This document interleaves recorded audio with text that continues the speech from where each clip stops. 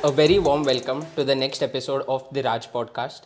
आज हमारे साथ एक बहुत ही ज़्यादा महान हस्ती है, काफ़ी एस्टीम्ड गेस्ट है, श्री राजेश ओझा जी, जो कि मैं खुद आज बहुत ग्लैड फील कर रहा हूँ कि सर आज आपके साथ हमें टाइम स्पेंड करने का मौका मिल रहा है। सर 20 साल के ब्लाइंड चेस इंडिया के हिस्ट्री के पहले नेशनल ए टाइटल इनको मिला गया था। उसके उपरांत फाइड इंटरनेशनल रेटिंग भी पहली इंडिया में ब्लाइंड चेस में सर को मिली है। He is also the highest Indian scorer in the Istanbul world championship in 2002। उसके उपरांत उन्होंने इंडिया को काफ़ी इंटरनेशनल प्लेटफॉर्म्स जैसे कि ओलंपियाड है, एशियन चैम्पियनशिप है, वर्ल्ड चैम्पियनशिप है, इन सब जगह पे इन्होंने इंडिया को रिप्रेजेंट करके भारत का नाम रोशन किया है। इंटरनेशनल ओलंपियाड्स में भी सर ने इंडिया को ना सिर्फ रिप्रेजेंट बट कैप्टन किया है ब्लाइंड ओलंपियाड्स में, जैसे कि स्पेन 2004, ग्रीस 2008, और उसके उपरांत इंटरनेशनल वर्ल्ड चेस चैम्पियनशिप के लिए भी सर को इलेक्ट किया गया था सर्बिया में 2011 में। और उसके उपरांत एक बहुत ही ज़्यादा मान्य बात है कि चिराग अवार्ड से भी सर को नवाजित किया गया है। So sir very warm welcome, आपका राज पॉडकास्ट में बहुत बहुत दिल से स्वागत है सर। सभी श्रोताओं को राजेश ओझा का नमस्कार। Thank you sir. Sir to start with, if you don't mind sir, क्या हम जान सकते हैं कि आपके साथ ये कैसे हुआ था जब आप सडनली आपको ये जो ब्लाइंडनेस आया, उसके बारे में अगर आप कुछ शेयर कर पाएंगे सर। पहले तो मुझे उम्र के 15 साल तक दिखाई देता था और मुझे बचपन से कैटरेक्ट था और वो 15वें साल के समय आँखों का ऑपरेशन किया गया एंड वो ऑपरेशन वो फेल हो गया दोनों आइज़ का और उसके वजह से ब्लाइंडनेस मुझे आया 1993-94 को। सो उस वक्त आपको क्या फील हुआ सर, कि कहीं ऐसा लगा कि कहाँ ये करने ही गए, या माता पिता तो अच्छा ही करने जाते बेटे के लिए, लेकिन दुर्भाग्यवश वो ऑपरेशन फेल होने के वजह से हमारे पूरे परिवार में वो दुख का समय था।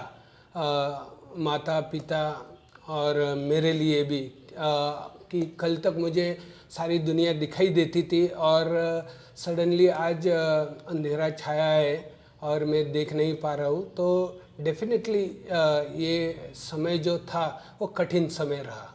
Right sir. सो सर आपने काफ़ी लोग होते हैं जो सर बचपन से ही ब्लाइंड होते हैं, उन्होंने ये पूरी दुनिया देखी ही नहीं है, मगर सर आपके लिए एक ऐसा सिचुएशन रहा रहेगा जहाँ पर लिटरली एक पहाड़ टूट पड़ा हो अपने ऊपर के, आप 15 सालों तक आपने एक खूबसूरत दुनिया देखी और उसके बाद आप सडनली नहीं देख पा रहे थे। तो तब के दिनों में सर कैसा था वो टाइम, आप कैसा फील कर रहे थे सर तभी? तभी घर में एक नेगेटिव एटमॉस्फियर बना था। माता पिता भी है ना शोक में डूबे हुए थे एंड मुझे भी है ना सडनली मेरे स्कूल्स बंद हो चुके थे, मैं खेलने जा नहीं पा रहा था। तो ऐसे समय वो जो समय था वो काफ़ी कठिन समय रहा है। Right sir. सर तो फिर इसमें से आपने आपका पैशन कैसे डिस्कवर किया कि आज आप उभर के इस लेवल पे आए हो कि जब आप पूरे देश को इंटरनेशनल फोरम्स पे रिप्रेजेंट कर रहे हो in spite of having complete blindness. तो सर कहाँ ये शिफ्ट आया और कैसे आपने आपके चेस के पैशन को डिस्कवर किया सर? एक्चुअली ब्लाइंडनेस आने के बाद कुछ महीनों के बाद मेरे पिता ने एक न्यूज़पेपर में न्यूज़ पढ़ा कि ब्लाइंड लोग चेस खेलते हैं। वो शायद नासिक वहाँ पर स्टेट टूर्नामेंट चल रहा था, तो न्यूज़ में आया था कि ब्लाइंड लोग चेस किस तरह से खेलते हैं। तो मुझे मेरे पिता ने कहा कि आप चेस खेलना पसंद करेंगे कि आप ब्लाइंड लोग चेस खेलते हैं। तो मैंने उनको हाँ कहा और वहाँ से मेरी शुरुआत हुई और मैंने एक पुणे के लोकल कंपटीशन में पार्ट लिया था। Oh wow, okay. तो सर आज तो सर आपने काफ़ी कुछ अचीव किया है चेस के फील्ड में, मगर अगर आप हमें शुरुआती दिनों में जब आपने पहली बार बोर्ड लिया रहेगा, पहली बार चेस के वो सब पॉन्स वगैरह हाथ में लिए रहेंगे, तब कैसा था वो टाइम? क्या वो इजी था, चैलेंजिंग था? क्योंकि सर अगर हमारे व्यूअर्स में कोई ब्लाइंड कम्युनिटी के भी लोग रहेंगे जी जो शायद शुरू करने का सोच रहे हैं, जी। तो सर उनके लिए कैसा रहा है वो initial days sir? Chess board जो ब्लाइंड का जो होता था, जब मैंने फर्स्ट टाइम देखा तो एक विशिष्ट प्रकार का होता है कि एक बॉक्स होता है लकड़े का और स्क्वेयर्स होते हैं, और वो जो स्क्वेयर्स होते हैं वो ऊपर नीचे होते हैं ताकि वो ब्लाइंड को समझ में आए कि वाइट कौन सा स्क्वायर है और ब्लैक कौन सा स्क्वायर है। और हर स्क्वायर्स को होल होता है ताकि है ना जो पीसेस होते हैं उनको पीछे से रॉड होता है ताकि मूव होने के बाद वो होल में रखने के बाद वो पीसेस गिरे ना। तो इस टाइप का बोर्ड मैंने ब्लाइंड होने के बाद फर्स्ट टाइम देखा था। एंड मैंने उसके ऊपर प्रैक्टिस जैसे करना शुरू किया तो मुझे थोड़ी सी आसानी हुई खेलने में। Nice nice sir. So sir किसी भी फील्ड में सक्सेस पाने के लिए गुरु का बहुत इंपॉर्टेंट रोल होता है सर। तो सिमिलरली आपके लाइफ में मेंटरशिप के विषय आप कुछ बोलना चाहेंगे सर? आपके गुरु कौन, उनका क्या योगदान था आपके जीवन में सर? मेरे गुरु का नाम है श्री जोसेफ डिसूजा सर।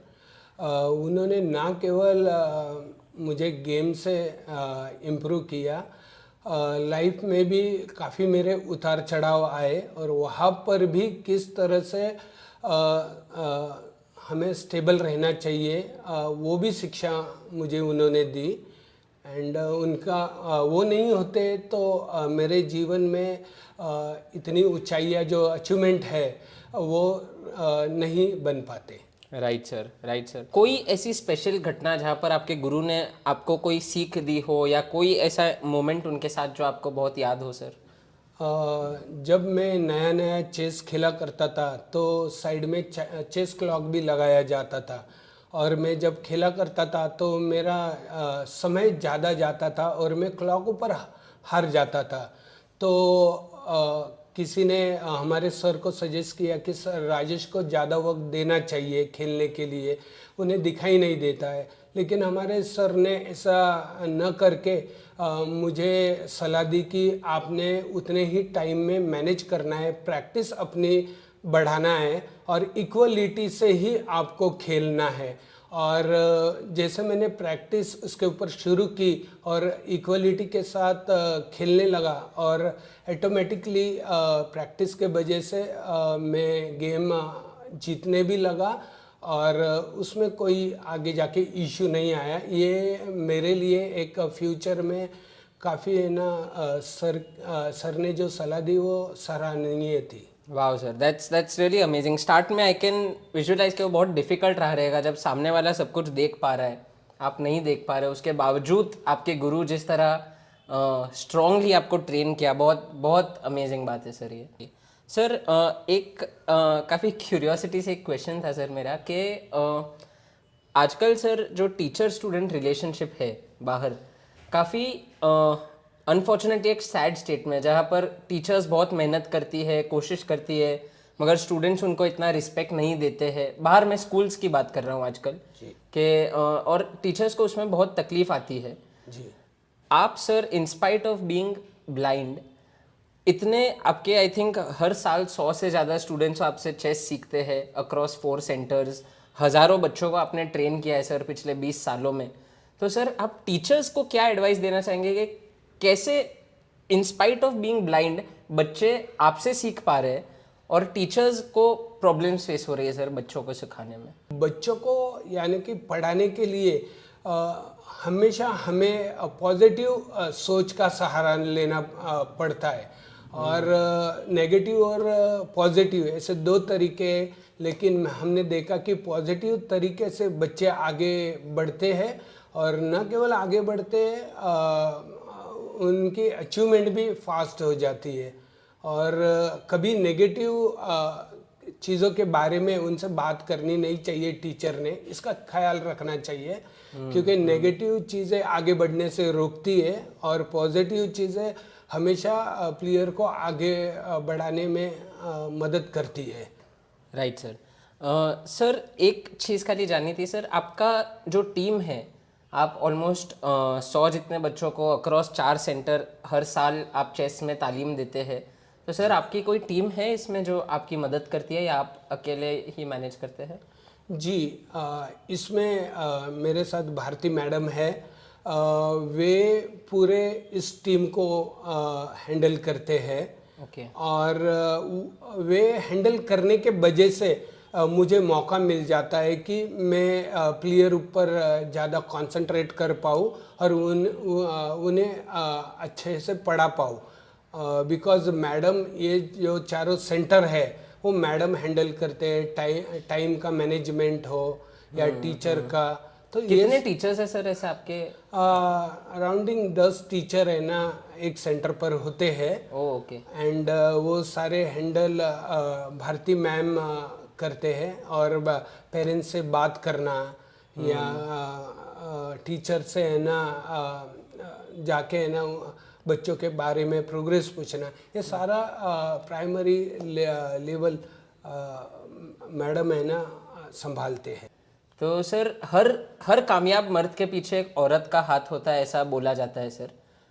यहाँ पर आपके क्या थॉट्स है? जैसे कि आपने अभी इस पॉडकास्ट में ऑलरेडी 3 बार तो भारती मैम का नाम ले लिया है। काफ़ी जगहों पर आपके लाइफ में भारती मैम का कोई बहुत ज़्यादा योगदान रहा रहेगा। उसके बारे में अगर आप कुछ कहना चाहेंगे कि जीवन में एक राइट लाइफ पार्टनर का होना कितना इम्पोर्टेंट है सर? जी, भारती मैम का रोल काफ़ी बड़ा रहा है मेरे प्रोग्रेस में। बिकॉज़ वो 98-99 से मुझे जानते हैं। और जब मैं पहली बार उन्हें मिला था वो एक कंपटीशन में ही मिला था।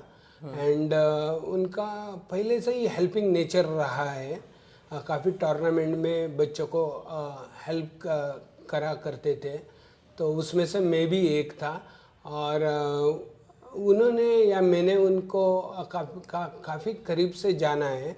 और मेरे जो अप एंड डाउन्स थे और मेरे जो सक्सेस थे, और उन्होंने यानी कि अच्छे से देखे हुए न केवल देखे हुए, उन्होंने मेरे लाइफ में सपोर्टिंग रोल करके, यानी कि जब मेरा वक्त ठीक से चलता नहीं था तो तभी उनका रोल और जो सब डिसूजा सर का रोल काफ़ी यानी कि अच्छा रहा है। उसके वजह से मुझे कभी इतना फील नहीं हुआ कि है ना मुझे गेम के ऊपर मुझे फोकस करने का मौका मिला उनके वजह से। सो उनका रोल काफ़ी इम्पोर्टेंट है। सर एक क्वेश्चन मैं आपसे पूछना चाहूँगा, क्या आप आपके जीवन का कोई भी एक बहुत हाई मोमेंट जब आपको लगा हो कि ये वाओ मैंने जो अचीव करना था मैंने कर लिया है, ऐसा कोई मोमेंट आपके जीवन का सर? जी, जब मैं फर्स्ट टाइम 2002 में मैं नेशनल चैम्पियन बना था, उसके पहले मैं नेशनल चैम्पियन नहीं था। एक ही दिन में सारा कुछ बदल गया था। और वो नेशनल चैम्पियन का फाइनल मैच इस तरह था कि एक ही मोड पे दोनों चीज़ें नेगेटिव और पॉजिटिव मोड आने वाले थे। अगर जी मैं वो फाइनल मैच था मेरा नेशनल चैम्पियनशिप का, वो अगर जी मैं हार जाता हूँ तो मेरा इंडिया के लिए सिलेक्शन नहीं होता है। और अगर जी मैं जीत जाता हूँ तो मेरा सिलेक्शन और प्लस मैं नेशनल चैम्पियन बन जाऊँगा। तो वो जो मोड था वो काफ़ी यानी कि खेलने के पहले और खेलते समय ऐसा मोड था कि थोड़ी भी है ना गलती हो जाती है, एक्यूरेसी दिखानी बहुत ज़रूरी थी और टेम्परामेंट बनाए रखना गेम में काफ़ी ज़रूरी था। तो वो जो समय था 2002 का नेशनल चैम्पियनशिप का, वो जो आखिरी मैच मैंने जीता था और मैं नेशनल चैम्पियन बना, और भारत के लिए मुझे खेलने का पहली दफ़े मौका मिला। तो तब वो जो मेरे फीलिंग्स थे कि मेरे पीछे जो सब डिसोजा सर या मेरे माता पिता और भारती मैम, इन्होंने काफ़ी है ना नेशनल चैम्पियनशिप के पहले मेरे ऊपर काफ़ी पॉजिटिवली काम किया था, जिसके वजह से मैं वो नेशनल टूर्नामेंट अच्छे से खेल पाऊँ। और वो न केवल खेला, वो गेम जीता, वो टूर्नामेंट जीता मैंने। वाह एंड वहाँ से मेरी आगे की शुरुआत हुई इंटरनेशनल की। वाह सर। सर कैसा लगता है देश को इंटरनेशनली रिप्रेजेंट करते हुए, जब आप तिरंगा लहरा के कहीं बाहर जाते हो?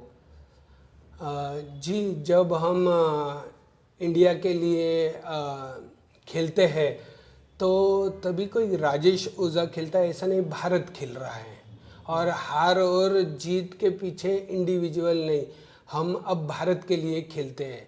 तो ये जो बड़ा गौरव रहता है, बड़ी सौभाग्य की बात रहती है भारत के लिए वर्ल्ड चैम्पियनशिप या ओलंपियाड खेलना। वो इतना आसान नहीं होता है, क्योंकि सिलेक्शन करके भारत के लिए खेलना और इंटरनेशनल लेवल पर परफॉर्मेंस अच्छा करना है, भारत के लिए आगे बढ़ाना है भारत को, वो एक सराहनीय मौका रहता है हर किसी खिलाड़ी के लिए। Right sir, right sir. मैं विजुअलाइज कर पा रहा हूँ कि कैसा लगता होगा सर तभी। सर प्रेशर कैसा होता है तभी आपके ऊपर जब आप भारत को इंटरनेशनली रिप्रेजेंट कर रहे हो? एक्चुअली मैं 2002 को अक्टूबर को मैं इस्तांबुल टर्की में वर्ल्ड चैम्पियनशिप का फर्स्ट मैच था मेरा। तो मुझे जिस हॉल में मैं गया तो मेरा अपोनेंट था लिंडन मायर करके, वो जर्मनी के थे। और मुझे वो गेम शुरू होने के पहले वो चेयर ऊपर में चेयर के बाजू में काफ़ी देर खड़ा रहा, बिकॉज मुझे पसीना भी आ रहा था और कॉन्फिडेंस मुझे मिल रहा नहीं था। और भारत के लिए खेलना और मुझे जीतना भी है, तो थोड़ा सा मैं नर्वस था खेलने के लिए। और मैंने वो गेम खेला और वो जो अपोनेंट थे वो काफ़ी पुराने एक्सपीरियंस और प्लेयर थे। और उन्होंने मुझे उस गेम में क्वीन सैक्रिफाइस करके मुझे मेट किया। और वो जो गेम है, मैं इंडिया में लौटने के बाद कुछ महीनों के बाद वो गेम छप के आया था और मेरे टीचर ने मुझे दिखाया कि आपका गेम छप के आया हुआ है। और मुझे इंटरनेशनल लेवल पर प्लेयर क्या होते हैं और कैसा हमें स्टडी करना चाहिए। मैं फर्स्ट टाइम जब टर्की को गया था, लौट के आने के बाद मेरी प्रैक्टिस वगैरह मुझे बढ़ानी पड़ी। तो वो एक एक्सपीरियंस मेरे लिए, वो बाद में मैंने वो पॉजिटिव में कन्वर्ट किया। वाह सर। एक्चुअली मैं वो चेंज देख पा रहा हूँ कि 2002 में जब आप ये बोल रहे कि आपके पसीने छूट रहे थे, और 2008 में आपने इंडिया को ना सिर्फ रिप्रेजेंट किया मगर कैप्टन किया। तो सर ये शिफ्ट जब आया तो आपने क्या, आपके हिसाब से आपका सक्सेस मंत्र था इस ट्रांसफॉर्मेशन के लिए? कॉमन तो यही था कि जो यानी कि ओलंपियाड वर्ल्ड चैम्पियनशिप खेल के आया है तो एक्सपीरियंस मिल जाता है कि वहाँ पर किस तरह के खिलाड़ी है और हमें कितना प्रैक्टिस आगे करना चाहिए।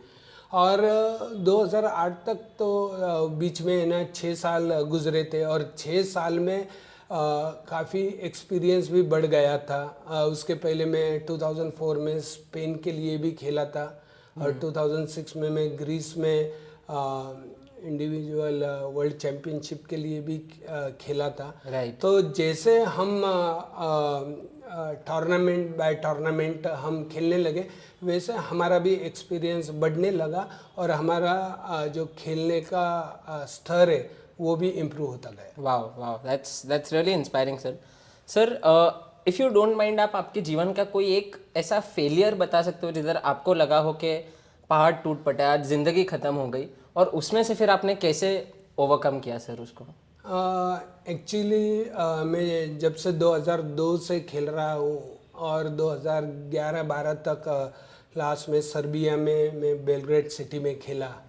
तो इस बीच जो आपने क्वेश्चन पूछा है वो यानी कि पहाड़ गिरने के पहले जो हमारे टीचर ने जो हमें शिक्षा दी थी कि जैसे कि चेस में अच्छी बुरी पोजीशन चलती रहती है, तो उस समय किस तरह से हैंडल करते हैं, यानी कि जब बैड कंडीशन रहती है चेस में तो किस तरह से उसको रिपेयर करके पेशेंसली अच्छे पोजीशन में कन्वर्ट करते हैं या अच्छे पोजीशन को किस तरह से ओवर कॉन्फिडेंस न होके वो विन तक लेके जाना चाहिए, तो ये सारी शिक्षाएं मुझे पहले ही मिली थी। और ऐसे अप एंड डाउन जैसे छोटे मोटे मौके आते गए, लेकिन उसमें से संभलने का तरीका हमने सर से सीखा था। उसके वजह से हमने हमेशा नेगेटिव पॉइंट को भी पॉजिटिव में कन्वर्ट करने का तरीका सीखा था।